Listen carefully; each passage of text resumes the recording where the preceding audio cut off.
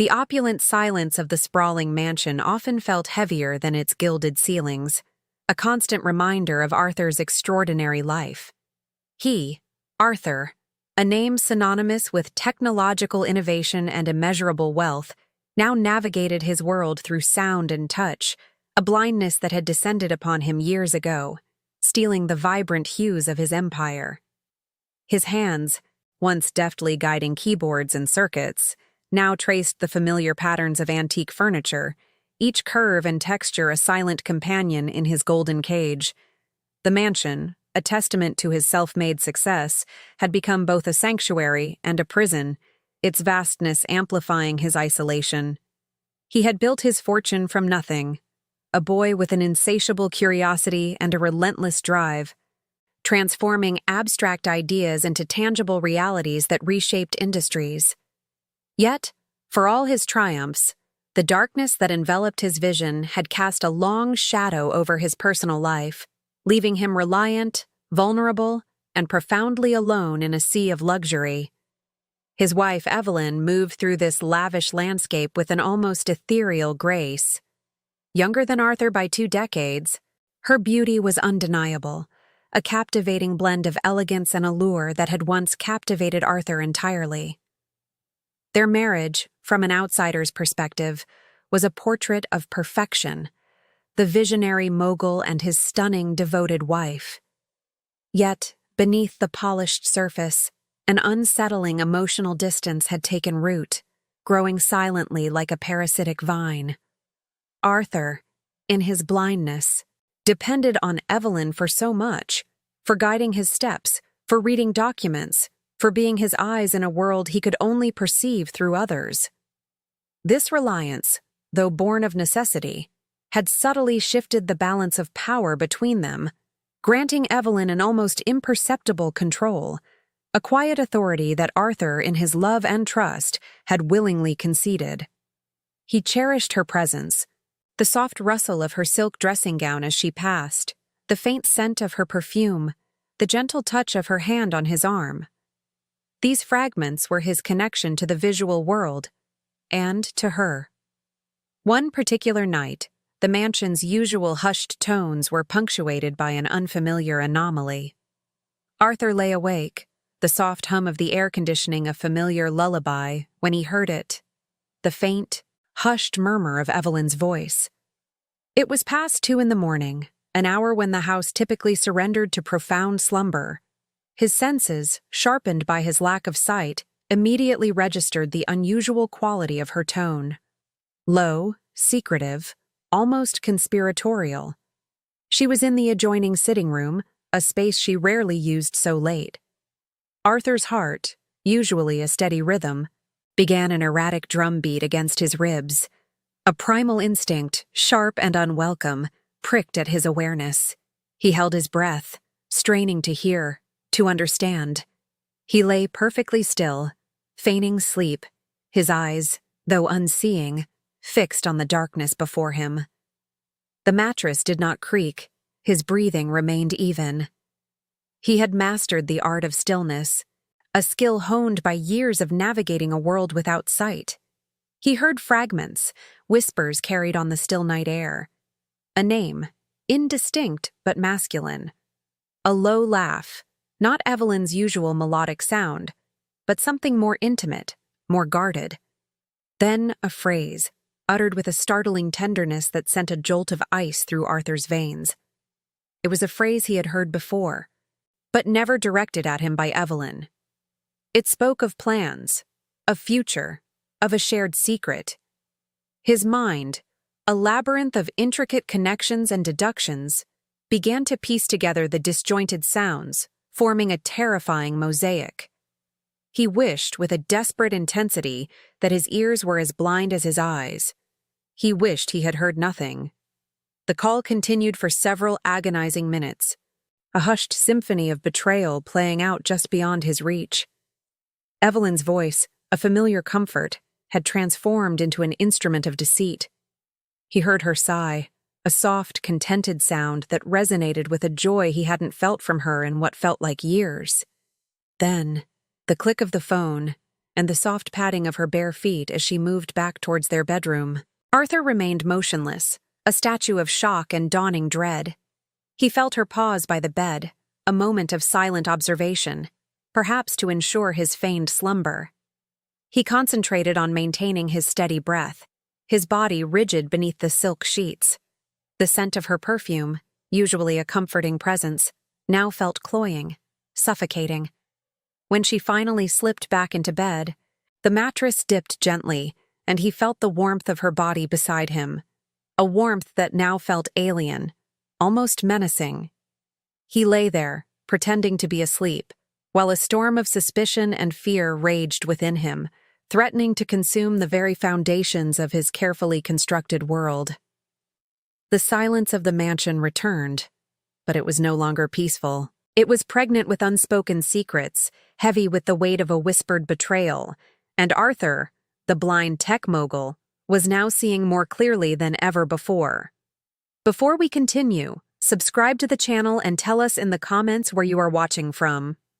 A chill, colder than any winter draft, settled deep within Arthur's bones. The feigned slumber was a torment, each tick of the antique grandfather clock in the hall amplifying the tumultuous thoughts warring in his mind. Betrayal. The word echoed, a harsh, metallic clang against the fragile glass of his trust. How could he have been so blind, not just physically, but emotionally? He had built an empire on foresight, on anticipating markets and trends. Yet he had utterly failed to see the rot festering within his own home, within the very heart of his marriage. The suspicion, a venomous serpent, coiled tighter with each passing moment, squeezing the air from his lungs. Fear, cold and insidious, began to seep into every pore. A fear not of losing his wealth, but of losing the carefully constructed illusion of his life, of being made a fool. He replayed the fragments of her late-night call, dissecting each syllable, searching for meaning in the vague intimations. The plan? Almost ready. He won't suspect a thing. And then, the name, barely a whisper, but distinct enough for his sharpened hearing to catch. Michael. Michael. The name hung in the air, a phantom limb of a past he had painstakingly tried to amputate. Michael, his former business partner, the man who had tried to sabotage his first major venture, only to unwittingly catapult Arthur to even greater success. The thought of Evelyn, his wife, conspiring with Michael, was a grotesque tapestry woven from deceit and malice. A wave of nausea washed over him, threatening to overwhelm his carefully maintained composure. He felt a desperate, primal urge to confront her, to rip away the veil of civility and demand answers. But what good would that do? He had no tangible proof, only whispers and the churning agony of his own intuition. His immediate reaction was a searing anger, a white-hot fury that threatened to consume him. Yet beneath it, a desperate need for proof, for undeniable evidence, began to solidify. He couldn't act on mere suspicion, not with Evelyn, not with Michael. They were cunning, manipulative. He, Arthur, the blind man, needed to see. This presented a unique challenge, one that forced him to rely on the very senses that had become his world. His heightened hearing, his acute sense of smell, the subtle vibrations he could feel through the floorboards. These would be his eyes, his tools in this silent war. The world, once a symphony of textures and sounds, now transformed into a battlefield of hidden clues. The next morning, the mansion hummed with its usual routine, but for Arthur, everything had changed. Evelyn moved about with her customary grace, her voice light and melodic as she discussed the day's schedule, completely oblivious to the earthquake that had ruptured Arthur's inner world. He, however, was no longer merely listening. He was observing, meticulously. He noticed the slight hesitation in her laughter, the almost imperceptible tension in her shoulders when she thought he wasn't paying attention. He focused on the subtle changes in her perfume, a new, sweeter scent clinging to her hair that he hadn't noticed before. He felt the minute tremor in her hand when she poured his coffee, a tremor that spoke of nerves, not cold. His heightened senses became his constant companions, his silent detectives. He noted the way she now carried her phone, always close, almost possessively, even inside the house. He listened for the faint click of messages, the subtle vibration of calls she would quickly dismiss. He paid attention to her footsteps, the quick, light steps of someone in a hurry, the slow, deliberate ones of someone deep in thought. He even noticed the difference in the way she kissed him good morning, a quick, almost perfunctory peck on the cheek, lacking the warmth and lingering affection it once held. Each observation, however small, was a brushstroke on the canvas of his growing certainty. One afternoon, as he sat in his study, pretending to review financial reports with his assistant, he heard Evelyn talking on the phone in the adjacent sunroom. Her voice was low, almost a purr, laced with an intimacy that sent a fresh wave of dread through him. He strained to listen, his mind a finely tuned instrument. Filtering out the rustle of papers and his assistant's droning voice, he heard her laugh, a soft conspiratorial sound, and then a phrase, uttered with a tenderness that twisted a knife in his gut. "My sweet deception," she whispered, her voice thick with affection. "You always were my sweet deception." The words hit him with the force of a physical blow, stealing his breath, blurring the edges of his carefully constructed world. My sweet deception. It was a phrase he had coined, a private endearment he had whispered to Evelyn on their honeymoon, a playful acknowledgement of her captivating, almost mischievous charm. It was a secret language, a bond forged in the fires of their early love, a phrase that belonged exclusively to them. Hearing it now, directed at another, from her lips, felt like the ultimate desecration. The air grew thin, the room spun, and a cold sweat broke out on his brow. The anger, momentarily subdued, roared back to life, fiercer and more potent than before. The suspicion was no longer a serpent. It was a dragon, breathing fire, burning away the last vestiges of his denial. The blind man had seen enough. The whispers in the dark had coalesced into an undeniable truth, and Arthur knew, with a chilling certainty, that his life, as he knew it, was over. The game had begun, and he, the one who could not see, was now the one who would truly watch. The weight of that intimate phrase, "my sweet deception," spoken with such tenderness to another, crushed Arthur's remaining hope. It was the final, undeniable shard of proof, lacerating his heart and igniting a cold, calculated fury.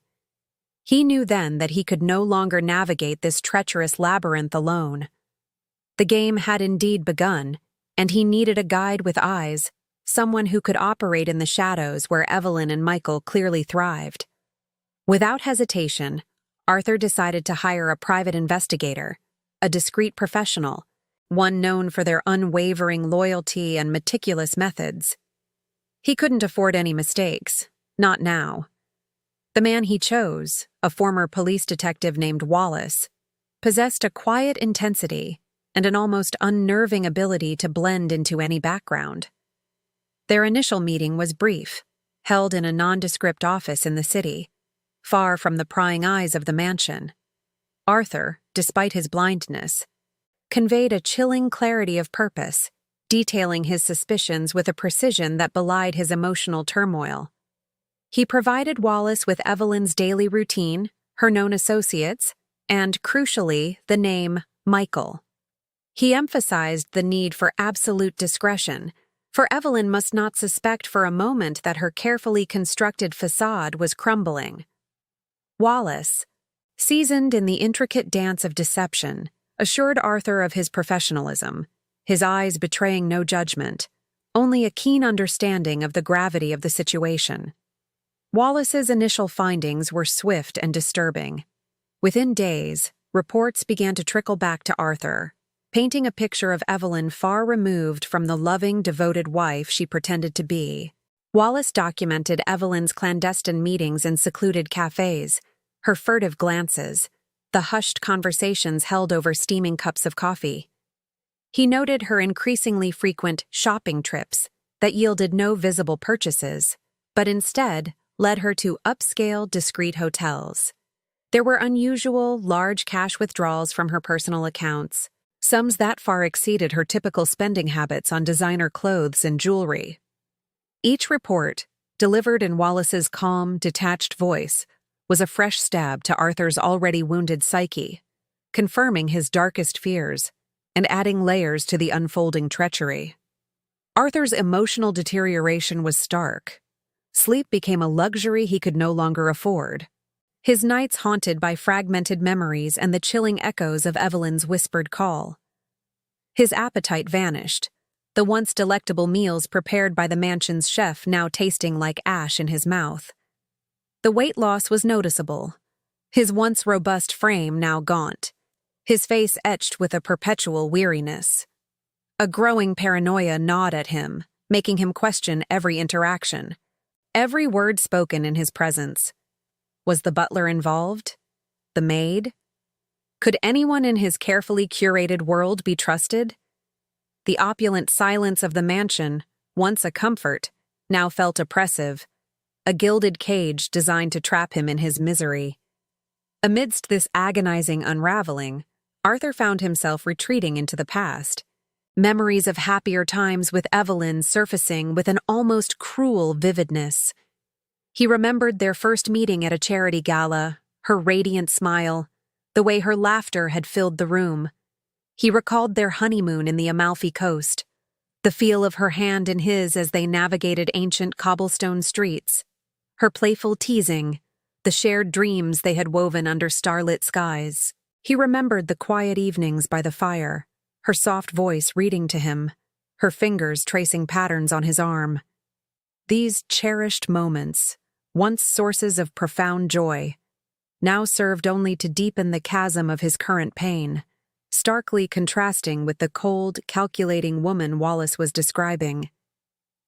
The betrayal was not just of his trust, but of their shared history, their vows, and the very essence of what he believed their love to be.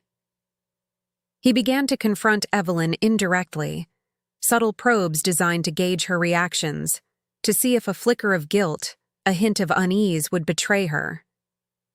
He would casually mention a new restaurant in the city, one Wallace had reported her visiting with a mysterious companion, observing her feigned disinterest, the slight stiffening of her posture. He would speak of loyalty, of the importance of trust in a marriage, watching her carefully constructed mask for any cracks. She remained composed, her responses smooth, her eyes meeting his with an unsettling sincerity. Her performance was flawless, a testament to her mastery of deception, and each failed attempt to elicit a confession only solidified Arthur's resolve. He knew he was dealing with a formidable opponent, one who would not break easily. Then, one evening, a discreet knock on the study door signaled Wallace's arrival. The air thrummed with a nervous energy Arthur could almost taste. Wallace, his voice low and devoid of emotion, placed an object in Arthur's outstretched hand. It was a photograph, a crucial piece of evidence that Wallace knew Arthur, despite his blindness, needed to hold, to feel the weight of its truth. "Mr. Hayes," Wallace began, his voice a gravelly whisper, "I believe this confirms your suspicions, and then some." Arthur's fingers, trembling slightly, traced the smooth surface of the photograph. He couldn't see the image, but he could feel the edges, the subtle texture, and his imagination, fueled by fear and betrayal, painted a vivid, horrifying picture. The silence in the room was deafening, punctuated only by the frantic beat of Arthur's own heart. He knew, with an agonizing certainty, that the photograph held the face of his tormentor, the face of the man who had stolen his wife and was now, undoubtedly, conspiring to steal everything else. The web of deceit was tightening, and Arthur was about to be caught in its deadliest strand. Arthur's fingers, still tracing the smooth, cool surface of the photograph, felt a sudden, sharp intake of breath from Wallace. The detective's quiet composure had finally fractured, revealing the gravity of what the image depicted. Arthur, though sightless, possessed an unnerving ability to read the subtle shifts in atmosphere, the minute changes in breath and posture that betrayed unspoken truths. He knew, instinctively, that this was not just a picture of Evelyn with another man. It was something far more insidious, something that twisted the knife of betrayal with an unexpected historical venom. "Who is it, Wallace?" Arthur asked, his voice barely a whisper, the question laced with a dread that transcended mere infidelity. Wallace hesitated for a moment, as if grappling with the words, or perhaps with the shock of the revelation himself. "It's Michael, Mr. Hayes," he finally stated, his voice low, devoid of its usual professional detachment. Michael Vance. The name hit Arthur like a physical blow, stealing the air from his lungs. Michael Vance. The world seemed to tilt on its axis, the luxurious mansion suddenly feeling like a crumbling ruin. A wave of nausea washed over him, not just from the immediate shock, but from the sickening realization of the layers of malice at play. This wasn't merely a love affair, this was a calculated, deeply personal vendetta. The pieces of the puzzle, jagged and painful, began to snap into place with terrifying clarity. Evelyn's hushed calls, the intimate phrase, the secret meetings, the large sums of money, it all coalesced into a single horrifying motive. Michael Vance was not just another man. He was a ghost from Arthur's past, a specter of betrayal that Arthur had believed long buried. Their history was a complex tapestry woven with ambition, innovation, and ultimately, a bitter, irreparable rift. They had started their tech company together, two young visionaries fueled by a shared dream and an unshakable belief in their product.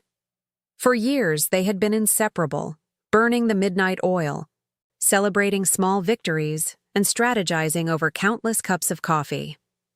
Michael had been the charismatic face of the company, the smooth talker, while Arthur, the quiet genius, had been the architect of their groundbreaking technology.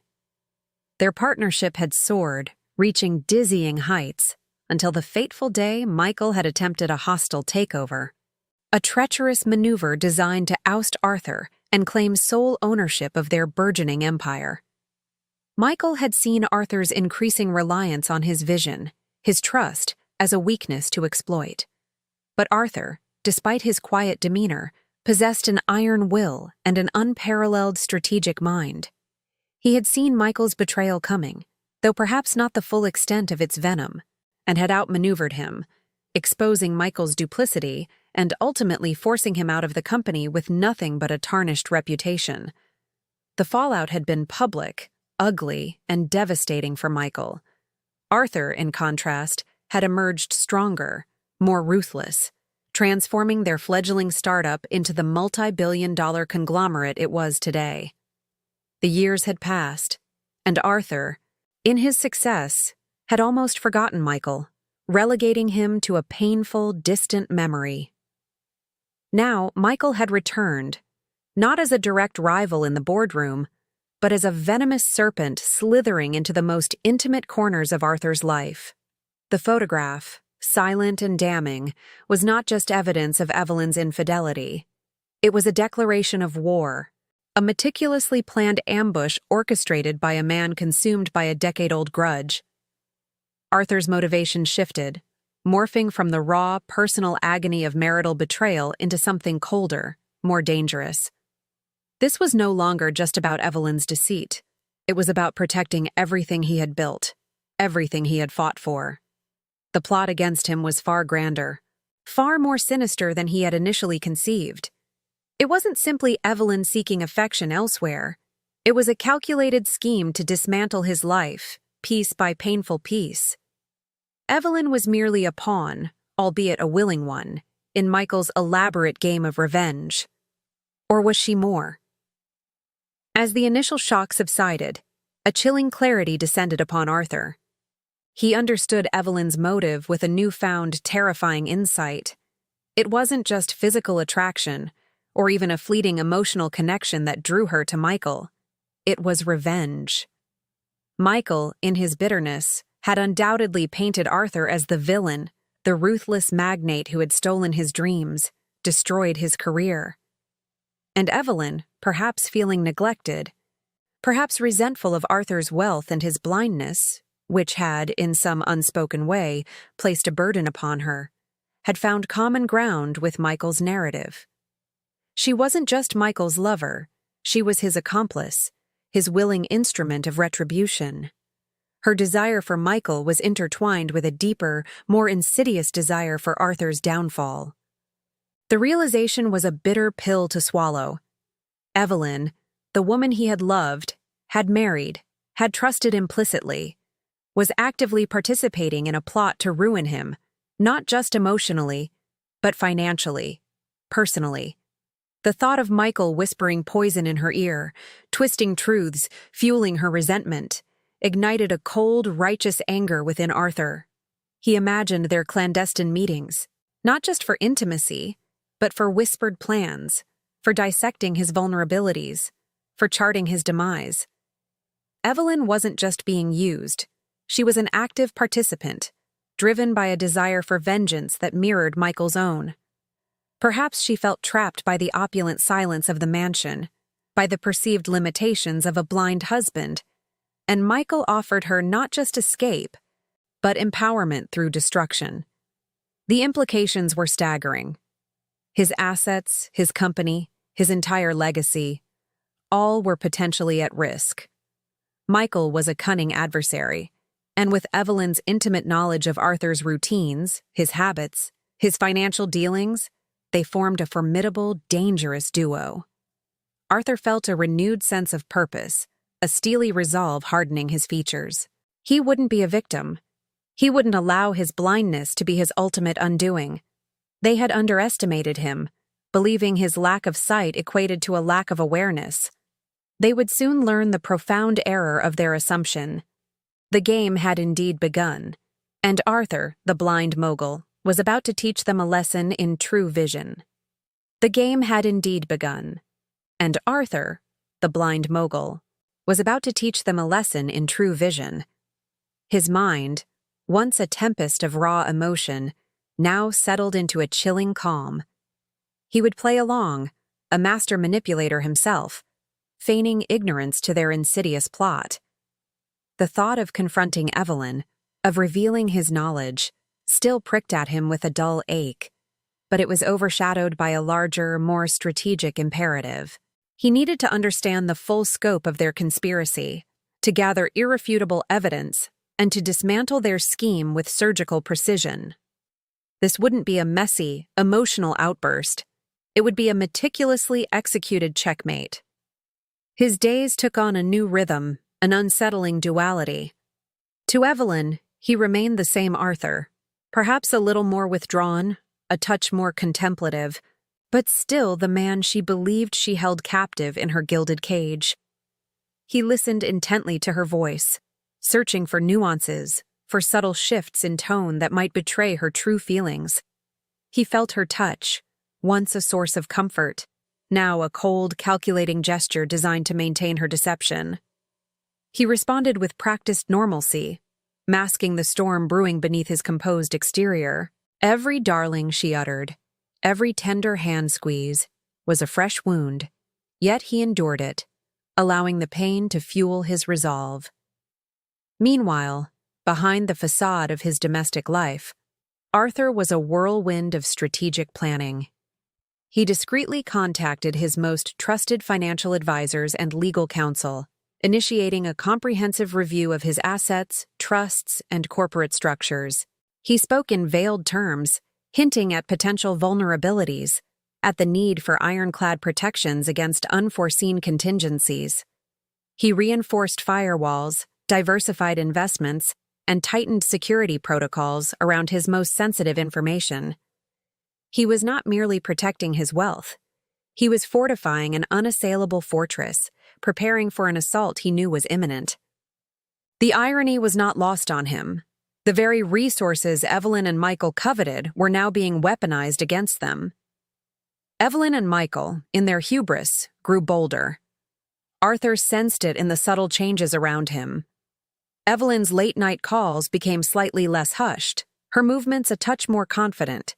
He overheard snippets of phone conversations, always vague, always innocent-sounding, but his heightened senses detected a new, almost triumphant undertone. He imagined them together, reveling in their perceived cleverness, confident that the blind man was truly blind to their machinations. This escalating confidence was precisely what Arthur needed. It would lead them to make mistakes, to drop their guard, to reveal the full extent of their treachery. His emotional conflict was a constant, gnawing presence. The love he had once felt for Evelyn, though now tainted and bruised, had not entirely vanished. There were moments, fleeting and painful, when he recalled their early days, the genuine affection, the shared laughter. He remembered the solace she had offered him in the dark days following his accident, her steady hand guiding him through a world he could no longer see. Was it all a lie? Or had she simply become lost, corrupted by Michael's influence, by the allure of a different life, a different revenge? The battle raged within him, the desire for justice, for retribution against the profound betrayal, warring with the ghost of a love he once cherished. He knew, with grim certainty, that whatever outcome he orchestrated, a part of him would forever be scarred. Arthur decided it was time to draw them out, to accelerate their timeline. He began to drop subtle hints, carefully crafted remarks about his financial plans, his health, his future. He spoke of reorganizing his estate, of making significant changes to his will, all designed to pique their interest, to make them believe their window of opportunity was closing. He wanted them to feel the pressure, to act impulsively, to reveal their hand before he was ready to play his own. He knew Michael's impatience, his tendency to rush, and he intended to exploit it. One evening, after Evelyn had retired to her study, ostensibly to catch up on emails, Arthur made his move. He had observed her routine, noted the specific drawer where she kept her most personal items, a small antique jewelry box. With a quiet grace that belied his blindness, he navigated the familiar layout of her study. His fingers, sensitive and precise, located the drawer, then the box. Inside, nestled amongst trinkets and old letters, he found her favorite silver locket, a gift from him on their first anniversary. It was small, delicate, and the perfect place for what he intended. From his pocket, he produced a miniature listening device, no larger than a grain of rice, specifically engineered for clarity and discretion. His fingers, guided by years of tactile experience, deftly opened the locket, and, with practiced ease, he secured the tiny device within its hollow interior. He closed the locket, ensuring it clicked shut perfectly, then returned it to its place amongst her other treasures. He smoothed the contents of the drawer, leaving no trace of his intrusion. The entire operation took less than a minute, executed with the silent efficiency of a phantom. A faint tremor ran through his hands as he retreated from the study, the adrenaline coursing through his veins. He imagined Evelyn wearing the locket, unknowingly carrying the instrument of her own undoing. He pictured her whispering sweet nothings to Michael, discussing their nefarious plans, all while his device silently captured every word, every damning detail. The thought sent a cold shiver down his spine, a mix of grim satisfaction and profound sorrow. He had set the trap, baited it with his own pain, and now he waited. The silent game had truly begun, and the stakes were higher than ever before. The waiting was an exquisite form of torture, yet Arthur endured it with a stoic resolve that would have surprised even his closest associates. Days blurred into a monotonous cycle of feigned normalcy and internal vigilance. He continued his charade, playing the part of the unsuspecting husband, all the while knowing the locket, nestled against Evelyn's skin, was a silent witness to her treachery. Every touch, every kiss, every superficial conversation felt like a performance, a grotesque dance of deception. He observed her, not with his eyes, but with a profound understanding of human nature, honed by years of navigating a sightless world. He felt the shift in her energy, the growing impatience, the subtle arrogance that now laced her demeanor. Then, the moment arrived. It was a Tuesday evening, a day Arthur had marked mentally. A day he knew Evelyn had scheduled a charity board meeting, a thinly veiled excuse for another rendezvous with Michael. Arthur retired to his study, instructing the house staff that he wished to be undisturbed. He activated the discreet receiver, a small, sophisticated device that connected him to the miniature recorder in Evelyn's locket. A faint static hissed. Then, like a phantom emerging from the dark, he heard it. Evelyn's voice, clear as a bell, though hushed, followed by Michael's deeper tones. The words that flowed through the receiver were a venomous torrent, each syllable a dagger to Arthur's already wounded heart. They spoke of him with disdain, referring to him as the old fool, the blind man who sees nothing. They laughed, a chilling conspiratorial sound, about how easily they had manipulated him, how simple it was to pull the wool over his sightless eyes. Evelyn, his wife, detailed their financial maneuvers, her voice laced with a cold, calculating glee as she described how they would siphon off his assets, transfer funds, and ultimately, leave him with nothing but the empty shell of his mansion. Michael, ever the pragmatist, outlined the legal loopholes they intended to exploit, the prenuptial agreement they planned to challenge, and the elaborate scheme to discredit Arthur should he attempt to fight back. The most painful revelation, however, was not the financial betrayal, nor the callous disregard for his well-being. It was the confirmation of Evelyn's motive for revenge. She spoke of her family's financial ruin, orchestrated years ago by Arthur's aggressive business tactics that ironically had propelled him to his current empire. She detailed how Michael had approached her, a kindred spirit seeking retribution, and how their shared desire for Arthur's downfall had blossomed into a twisted partnership. "He took everything from us, Michael." Evelyn's voice, raw with a hatred Arthur had never imagined, echoed in his ears. "Now we will take everything from him." The words hung in the air, heavy with the weight of a meticulously planned destruction. A profound, guttural cry escaped Arthur's lips, a sound of pure, unadulterated agony and rage. He clutched the receiver, the small device now feeling like a burning coal in his hand. The betrayal was absolute, complete, and utterly devastating. The love he had desperately clung to, the hope that some part of Evelyn still cherished him, shattered into a million irreparable pieces.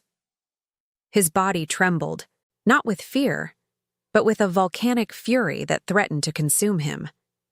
He allowed himself a few moments to succumb to the crushing weight of it all, to feel the searing pain that ripped through his soul. Tears, hot and bitter, streamed down his face, a testament to the depth of his loss. But then, slowly, meticulously, a transformation began to take place. The raw anguish began to solidify, to harden into an unyielding resolve. The tears stopped, replaced by a steely glint in his unseeing eyes. The trembling ceased, his hands clenching into determined fists. He had heard enough. The last vestiges of doubt, of lingering affection for the woman he had married, were now utterly obliterated. There would be no redemption for Evelyn, no forgiveness, only retribution. He spent the remainder of the night in a state of hyper-focused intensity. The audio recording, now meticulously backed up and secured, was his ultimate weapon. He reviewed every detail, every nuance, every incriminating phrase. He mentally cross-referenced their plans with the information he had gleaned from his PI and his financial advisors. The pieces of the puzzle, once scattered and confusing, now clicked into place with chilling precision. He saw the full scope of their conspiracy, the intricate web of deceit they had woven around him, and he knew exactly how to unravel it. The tension in the mansion grew palpable in the days that followed. though only Arthur was truly aware of its source. Evelyn and Michael, emboldened by their perceived victory and the success of their covert planning, moved with an arrogant confidence. Arthur, however, was no longer merely playing a part. He was preparing for war. He contacted his legal team, scheduling an urgent, discreet meeting. He instructed them to prepare the necessary documents, to initiate the legal proceedings that would not only protect his assets, but also ensure Evelyn and Michael faced the full consequences of their actions. His final internal struggle was brief, decisive. The ghost of the love he once felt for Evelyn flickered, a faint ember in the ashes of his heart, but it was swiftly extinguished by the cold, hard facts of her betrayal. There was no room for sentimentality, no space for mercy. They had planned his utter ruin, sought to strip him of his dignity, his wealth, and his very sense of self. He would not allow it. His sight might have failed him, but his mind, his resolve, remained sharper than ever. With a grim satisfaction, Arthur made the final arrangements. He had an idea, a perfect stage for the grand unveiling of their treachery. He invited Evelyn and, with a feigned casualness, suggested she extend the invitation to Michael. A celebratory dinner, he called it, a small gathering to mark a new chapter, a subtle shift in his business dealings that he claimed would benefit them all. Evelyn, oblivious to the true nature of his invitation, eagerly accepted, her voice brimming with a false sweetness that now only fueled Arthur's determination. The table was set, the trap laid, and Arthur, the blind mogul, stood ready to deliver his judgment.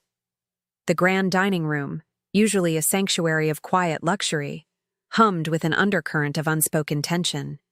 Crystal chandeliers cast a warm, deceptive glow over the polished mahogany table, reflecting the glint of expensive silverware.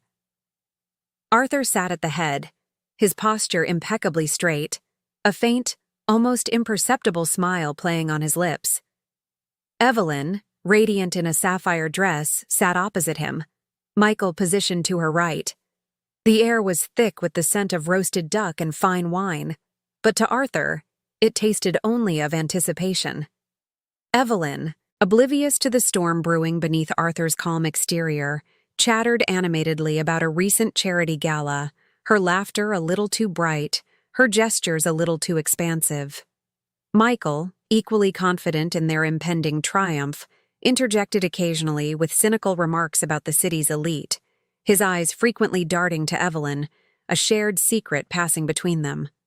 Arthur listened, his head tilted slightly, as if savoring every word, every false note in their performance. He allowed them their moment, their final dance of delusion, before the music would abruptly stop. When the main course was cleared and the sommelier poured a rare vintage port, Arthur gently cleared his throat. The clinking of glasses ceased, and two pairs of eyes, filled with a mixture of feigned concern and thinly veiled impatience, turned towards him.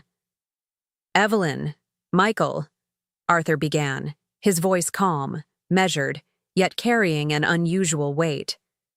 "I must confess, this evening feels particularly significant to me, a culmination perhaps of many things." Evelyn offered a saccharine smile. "Oh, Arthur, how poetic. Have you had a breakthrough in one of your new ventures?" She glanced at Michael, a flicker of amusement in her eyes, as if sharing a private joke about the blind man's naive optimism. Arthur's smile widened, a chilling expression that didn't quite reach his unseeing eyes. "In a way, yes, Evelyn. A breakthrough in understanding, you might say. A clearer vision of certain arrangements."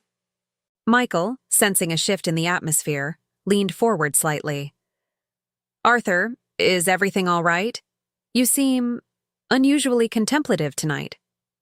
His tone was laced with a practiced concern, a subtle attempt to gauge Arthur's mental state. Arthur chuckled, a low, resonant sound that sent a shiver down Evelyn's spine. "Never better, Michael. In fact, I'd say I've never seen things so clearly." He paused, letting the implication hang in the air, watching, or rather, feeling their reactions. Evelyn's hand, which had been resting casually on the table, subtly clenched. Michael's easy confidence seemed to falter, a fleeting shadow crossing his face. "I've been doing some reflecting," Arthur continued, his voice gaining a quiet intensity. "About loyalty, about trust, and about the sometimes unseen threads that bind people together, or tear them apart." He reached into his jacket pocket, his movements deliberate, unhurried. He produced a small, sleek device, the very recorder that had captured their treachery. Evelyn's breath hitched. Michael's jaw tightened, his eyes narrowing. The jovial mask he had worn moments before had completely evaporated, replaced by a cold, calculating stare. "You see?" Arthur explained, his voice devoid of emotion. "While my physical sight may be impaired, my other senses have by necessity become incredibly acute. And sometimes, what you hear can be far more revealing than what you see." With a click, he activated the device. The silence that followed was deafening, punctuated only by the faint hiss of the recording. Then, Evelyn's voice, clear as day, filled the elegant dining room. "He's the old fool, Michael, the blind man who sees nothing." Her laughter, once so charming, now echoed with a grotesque, mocking quality. Michael's deeper tones followed, detailing financial maneuvers, asset transfers, and the intricate scheme to discredit Arthur. Evelyn gasped, a strangled sound of disbelief and terror. Her face, usually so composed, crumpled in an instant, her eyes wide with a dawning horror. Michael, for the first time, seemed utterly speechless, his face paling, his gaze fixed on the small device in Arthur's hand, as if it were a venomous snake. The recording continued, mercilessly laying bare their entire plot. Evelyn's voice, raw with hatred, spoke of her family's ruin, of Arthur's aggressive tactics, and her thirst for retribution. "He took everything from us, Michael," the recorded voice declared. "Now, we will take everything from him." Arthur let the recording play for a full minute, allowing every damning word to sink in, to strip away their pretense, their carefully constructed facade. Then, with another click, he silenced it. The silence returned, heavier, more suffocating than before. Evelyn was trembling, her hands covering her mouth, tears streaming down her face. Michael, though still pale, had regained a semblance of composure, a dangerous glint in his eyes. "So," Arthur said, his voice now sharp, cutting through the stunned silence. "A celebratory dinner indeed. A celebration of your profound betrayal, Evelyn, and your calculated greed, Michael." Evelyn finally found her voice, a desperate whisper. "Arthur, it's not what you think. You don't understand." "Oh, but I do, my dear," Arthur retorted, his voice chillingly calm. "I understand perfectly. Every stolen word, every plotted maneuver, every ounce of your venomous intent. You sought to leave me with nothing, to strip me of my dignity, my wealth, my very existence." He leaned forward, his unseeing gaze fixed somewhere beyond them, yet conveying an intensity that pinned them both. "And you, Michael," Arthur continued, turning his attention to his former partner. "The serpent in the garden, returning to finish what you started. You thought you could exploit my vulnerability, use my wife as your pawn in a game of revenge and avarice." Michael finally spoke, his voice hoarse, filled with a desperate defiance. "This is absurd, Arthur. That recording, it's a fabrication. You can't prove anything." Arthur smiled again, a cold, humorless expression. "Can I? You both seem to forget that I built an empire on precision and meticulous detail. My legal team, who you will be meeting very soon, has been rather busy. They have compiled a comprehensive dossier, cross-referencing your recorded conversations with a trail of financial irregularities, suspicious transactions, and documented meetings." He gestured vaguely towards the side of the room. The private investigator I hired has also provided irrefutable photographic evidence of your clandestine meetings. And let's not forget the independent forensic analysis of this recording, which will confirm its authenticity beyond any doubt. Evelyn whimpered, burying her face in her hands. The image of the beautiful, poised woman had completely shattered. "You plotted to challenge our prenuptial agreement, Evelyn," Arthur stated, his voice flat. "A document designed to protect both our interests. But you underestimated my foresight. Every clause, every contingency was meticulously drafted. Your attempts to siphon off funds have been meticulously tracked. Every penny will be accounted for." He paused, letting the full weight of his words sink in. "As for you, Michael, your involvement in this conspiracy to defraud and extort will carry significant legal repercussions. Not only will you face charges, but every asset you possess, every tainted gain from your past betrayals, will be scrutinized and, I assure you, seized." Arthur finally stood, his presence now dominating the room, a blind titan of justice. "You wanted to leave me with nothing? Instead, you will find yourselves stripped bare. You sought to make me a pauper, and instead, you will become pariahs. The legal battles ahead will be long, arduous, and utterly devastating for both of you." He took a slow, deliberate breath. "Consider this dinner, then, not a celebration, but a reckoning. The final act of your grand deception, and the beginning of your very public, very painful downfall." The aftermath of that chilling dinner reverberated through the opulent mansion, leaving an indelible mark on Arthur and a trail of ruin for Evelyn and Michael. The legal battles Arthur had promised were swift and merciless, unfolding with the precision of a well-oiled machine. His legal team, a formidable assembly of sharp minds, dismantled Michael's defenses with surgical accuracy, presenting an overwhelming mountain of evidence. The recorded conversations, corroborated by the private investigator's meticulous findings and forensic analysis, left no room for doubt. Michael's carefully constructed empire, built on years of dubious dealings and now tainted by this blatant conspiracy, crumbled under the weight of civil lawsuits and criminal investigations. His assets were frozen, his reputation irrevocably shattered, and the prospect of a lengthy prison sentence loomed large. Evelyn's fate was equally bleak. Her attempts to challenge the ironclad prenuptial agreement were laughable in the face of Arthur's meticulously documented financial records. Every attempt she had made to siphon funds, every luxury she had secretly acquired, was meticulously catalogued and presented as evidence of malicious intent. The divorce proceedings were brutal, stripping her of the lavish lifestyle she had grown accustomed to. She lost not only the mansion and its contents, but also any claim to Arthur's vast fortune, leaving her with little more than the clothes on her back and a tarnished name. The public humiliation, fueled by the sensational media coverage of the blind mogul's betrayal, was perhaps the cruelest blow. The very society that had once admired her beauty and envied her position now scorned her as a manipulative opportunist. For Arthur, the initial days following the confrontation were a maelstrom of conflicting emotions. There was the bitter satisfaction of justice served, a cold triumph over those who had sought to destroy him. Yet, beneath that surface, a profound ache lingered. The betrayal had cut deeper than he had anticipated, tearing open old wounds and leaving him with a raw, exposed vulnerability. He had loved Evelyn, in his own way, and the realization of her calculated deceit was a heavy burden to bear. The anger, once a fiery inferno, slowly began to subside, replaced by a quiet, contemplative sadness. He spent long hours in his study, not dwelling on the past, but processing the lessons learned.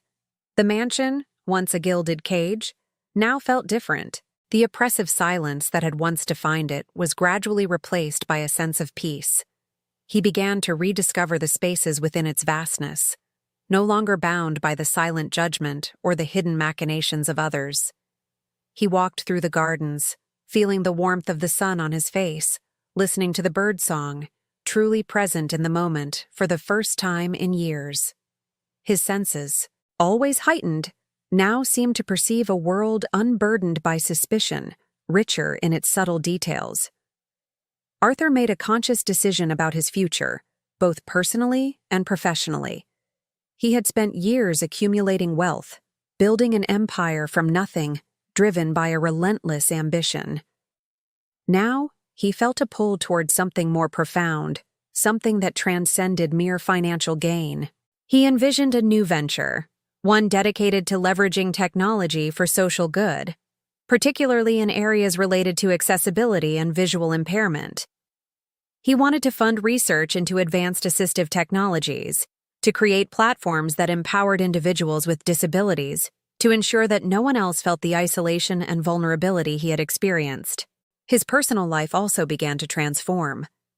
He started to re-engage with the world, no longer viewing it through a lens of suspicion. He reconnected with old friends, people who had genuinely cared for him before his wealth and disability had created a chasm between them. He found that true companionship was not about shared luxury, but about shared laughter, understanding, and genuine kindness. He began to explore new hobbies, learning to play a musical instrument, taking up sculpture, activities that engaged his tactile senses and creative spirit. The act of forgiving, not for their sake, but for his own, became a crucial part of his healing. He understood that holding on to bitterness would only poison his own soul. He released the anger, letting go of the need for further retribution, choosing instead to focus on building a future defined by purpose and positive impact.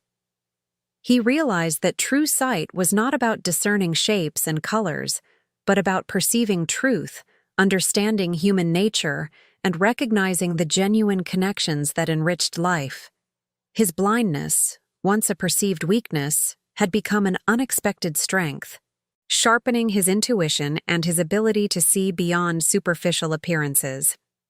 Arthur, the blind tech mogul, stood once more on the precipice of a new beginning. He was no longer the man trapped in a golden cage, reliant on others, vulnerable to deceit. He was a man who had faced betrayal, confronted his fears, and emerged stronger, clearer in his vision for the future. The silence of the mansion was no longer a symbol of his isolation, but a canvas upon which he could paint a new life, filled with purpose, independence, and the profound clarity of true sight. He looked forward, not with bitterness, but with a quiet confidence, embracing the dawn of a new chapter, free from the shadows of his past, and ready to build a legacy that truly mattered.